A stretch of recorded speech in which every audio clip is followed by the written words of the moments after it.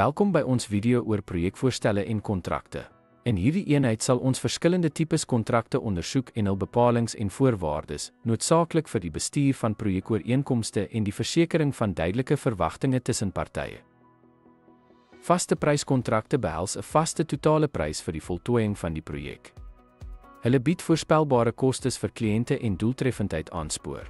Hulle dra risiko's soos omvangveranderinge en addisionele kostes indien dit nie behoorlik bestuur word nie. Kostevergoedbare kontrakte laat kliënte toe om kontrakteurs te vergoed vir toelaatbare koste plus 'n fooi.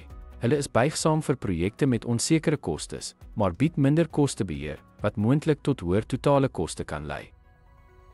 Tyd- en materiaalkontrakte behels betaling vir tyd spandeer en materiaal wat gebruik is.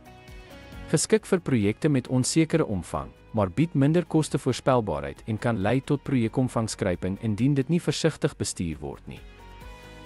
Eenheidspryskontrakte baseer die prys op die hoeveelhede werk wat verrig word. Laat aanpassings toe gebaseer op werklike werk, maar vereis akkurate meting en dokumentasie wat uitdagend kan wees. Terme en voorwaardes in kontrakte definieer die omvang van werk, betalingsterme, risikobestuur, beëindigingsvoorwaardes en geskilbeslegting. Hierdie elemente verseker duidelike kommunikasie en help om verwagtinge tussen partye te bestuur. Ten slotte verstaan verskillende kontraktipes en hul terme help om projekkoste en risiko's effektief te bestuur.